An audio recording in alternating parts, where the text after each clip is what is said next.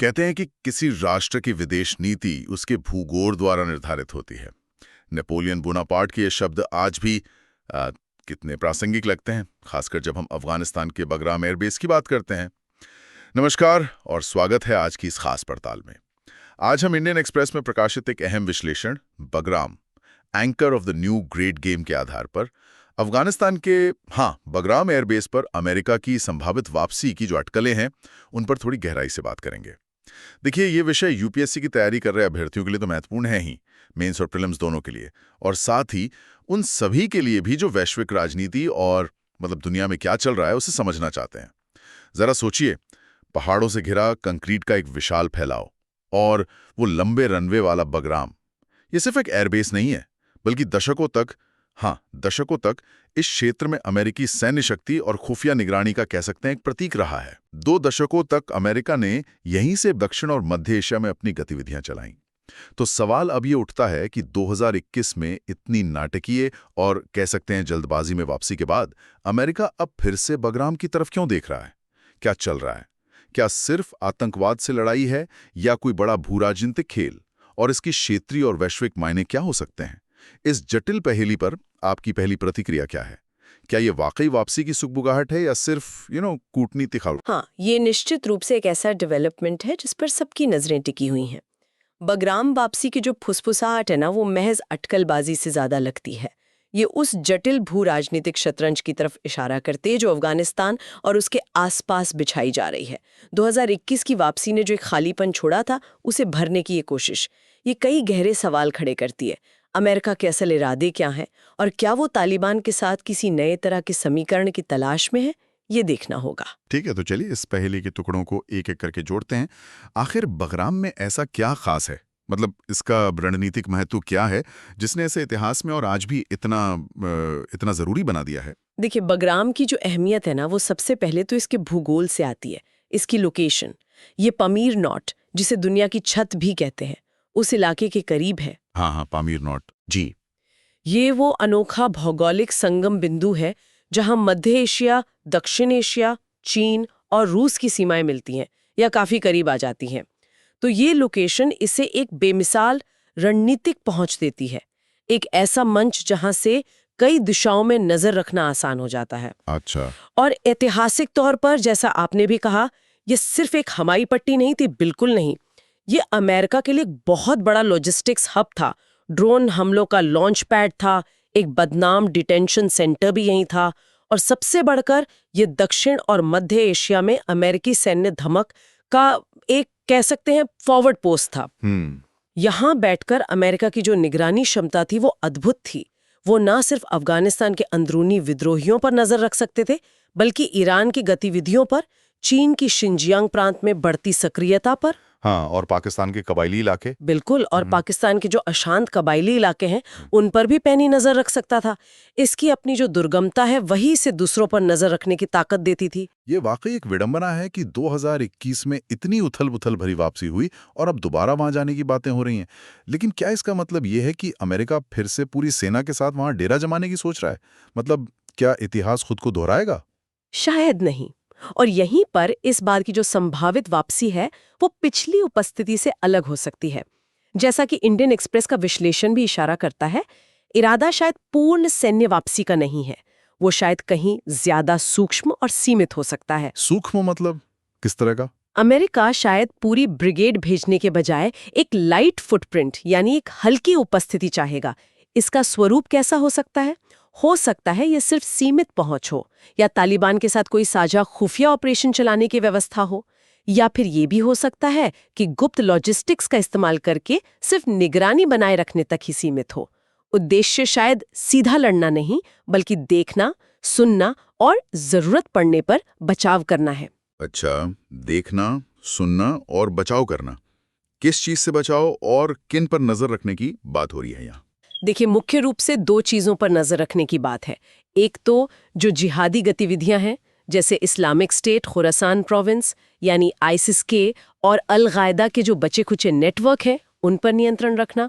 और दूसरा, जो शायद ज्यादा महत्वपूर्ण है आज के संदर्भ में, वो है इस क्षेत्र में हो रहे व्यापक भू राजनीतिक बदलाव, खासकर चीन और रूस का जो बढ़ता प्रभाव है उस पर नजर रखना। और इसमें वो आर्थिक पहलू भी तो है जिसका जिक्र उस लेख में था। अफगानिस्तान के नीचे कहा जाता है खरबों डॉलर की खनिज संपदा दबी है। रेयर अर्थ एलिमेंट्स, तांबा, लिथियम, कोबाल्ट, ये सब तो आज की टेक्नोलॉजी और ग्रीन एनर्जी के लिए बहुत जरूरी हैं। चीन तो पहले ही वहां खनन के ठेकों में काफी दिलचस्पी दिखा चुका है। क्या ये खजाने भी अमेरिका को वापस खींच रहे हैं? बिल्कुल। इस आर्थिक पहलू को अनदेखा करना बहुत मुश्किल है। ये जो न्यू ग्रेट गेम की बात होती है ना, ये उसका एक अहम हिस्सा माना जा सकता है। अमेरिका शायद ही ये चाहेगा कि इतने बड़े संसाधन भंडार की दौड़ से वो पूरी तरह बाहर हो जाए, खासकर तब जब चीन जैसे प्रतिद्वंद्वी वहां अपनी पैठ बना रहे हों। तो हाँ, ये सिर्फ सैन्य रणनीति का मामला नहीं है, ये भविष्य की वैश्विक अर्थव्यवस्था में अपनी जगह पक्की करने की भी एक होड़ हो सकती है। खनिजों तक पहुंच या उन पर प्रभाव बनाए रखना एक बड़ा रणनीतिक लक्ष्य हो सकता है, इसमें कोई शक नहीं। यहाँ मामला और पेचीदा हो जाता है जब तालिबान के साथ सहयोग के विचार की बात आती है। ये कैसे मुमकिन है?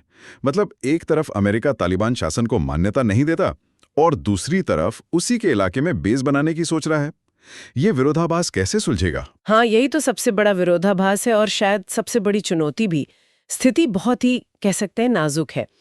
देखिए, अमेरिका अफगानिस्तान को मानवीय सहायता तो देता है, तालिबान के साथ सीमित बातचीत भी रखता है, लेकिन औपचारिक मान्यता नहीं देता। दूसरी तरफ तालिबान को दुनिया से वैधता चाहिए, आर्थिक मदद चाहिए, जो उसे मिल नहीं रही। तो इसी जरूरत और मजबूरी के बीच एक संभावित लेन देन का रास्ता शायद खुल सकता है। लेन देन किस तरह का सौदा हो सकता है? शायद ऐसा हो कि अमेरिका आर्थिक प्रतिबंधों में कुछ ढील दे या मानवीय मदद बढ़ाए और बदले में तालिबान बगराम तक सीमित पहुंच दे या खुफिया जानकारी साझा करने पर राजी हो जाए।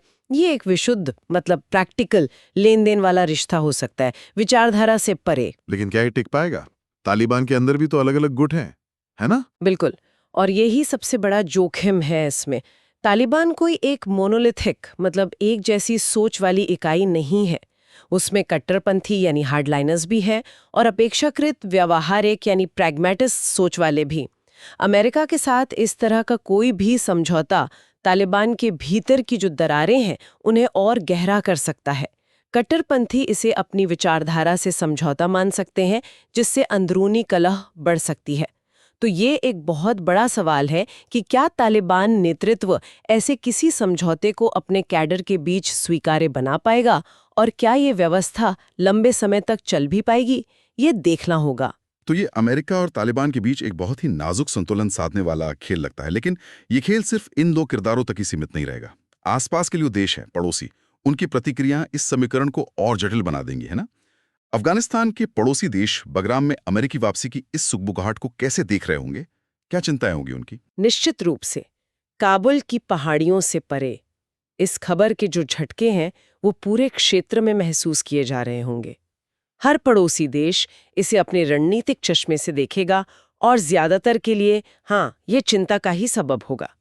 शुरुआत अगर चीन से करें तो बीजिंग के लिए बगराम में अमेरिकी वापसी उसके पश्चिमी सुरक्षा दायरे में एक सीधी घुसपैठ जैसी होगी। पश्चिमी सुरक्षा दायरा? जी, बगराम की लोकेशन चीन के संवेदनशील शिनजियांग प्रांत और उसके जो महत्वाकांक्षी belt and road initiative BRI के प्रमुख रास्ते हैं, उनके बहुत करीब है। चीन इसे अपने प्रभाव क्षेत्र में अमेरिकी दखलंदाजी के तौर पर ही देखेगा और इसका कड़ा विरोध कर सकता है। और ईरान, उसका क्या रुख होगा? वो तो वैसे भी अमेरिका को लेकर काफी आशंकित रहता है। ईरान भी चीन जैसी ही असहजता महसूस करेगा, शायद और भी ज्यादा। तेहरान को हमेशा ये डर सताता है कि अमेरिकी निगरानी विमान और ड्रोन उसकी पूर्वी सीमाओं और महत्वपूर्ण सैन्य ठिकानों खासकर मशहद के पास वाले इलाकों की जासूसी करते हैं। बगराम से ये काम उनके लिए और आसान हो जाएगा। और दिलचस्प बात यह है कि 2021 के बाद से ईरान ने तालिबान के साथ एक तरह का मौन सहयोग विकसित किया है। शायद उसका एक मकसद अमेरिकी प्रभाव को इस क्षेत्र से दूर रखना ही था।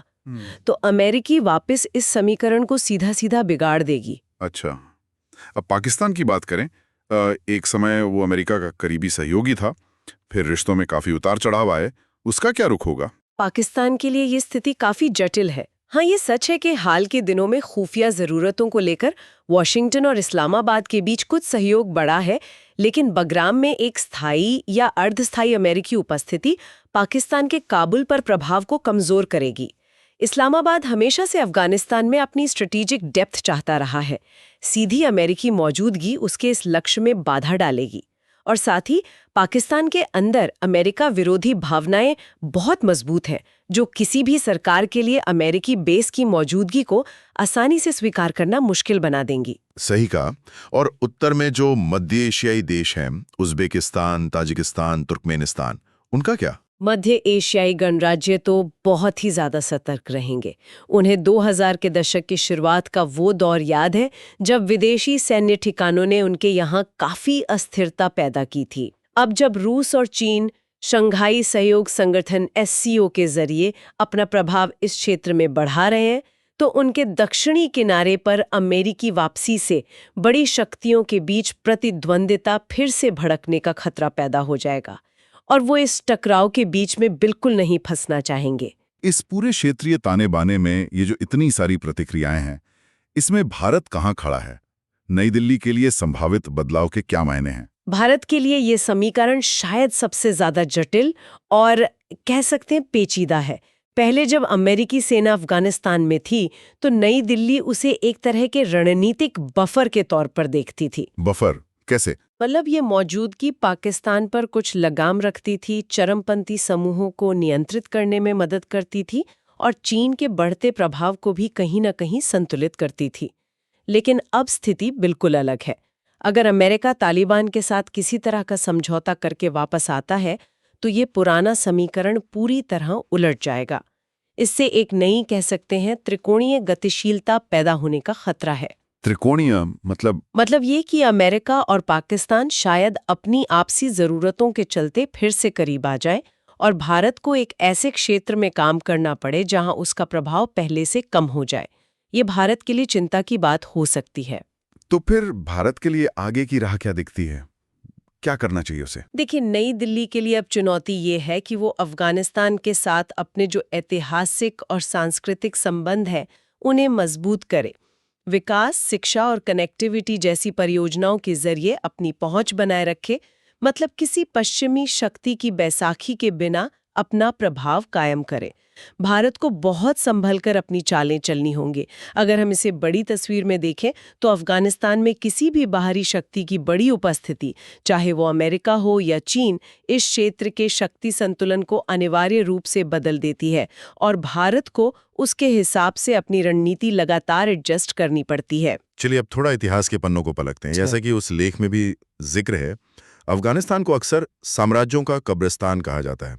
हमने सोवियत संघ का हश्र देखा, उससे पहले ब्रिटिश साम्राज्य का अनुभव और हाल ही में खुद अमेरिका का 20 साल लंबा अभियान। इतिहास हमें इस संभावित वापसी के बारे में क्या सिखाता है? इतिहास का सबक तो बहुत कड़वा है और बहुत स्पष्ट भी। जैसा कि लेख भी रेखांकित करता है, अफगानिस्तान पहुंच तो देता है, निष्ठा नहीं। मतलब आप वहां जा तो सकते हैं, लेकिन वहां के लोग या हालात आपकी वफादारी करें, ये जरूरी नहीं। जिस भी बाहरी शक्ति ने यहाँ स्थायी नियंत्रण या स्थायित्व लाने की कोशिश की है, उसे अंततः भारी कीमत चुकाकर पीछे हटना पड़ा है।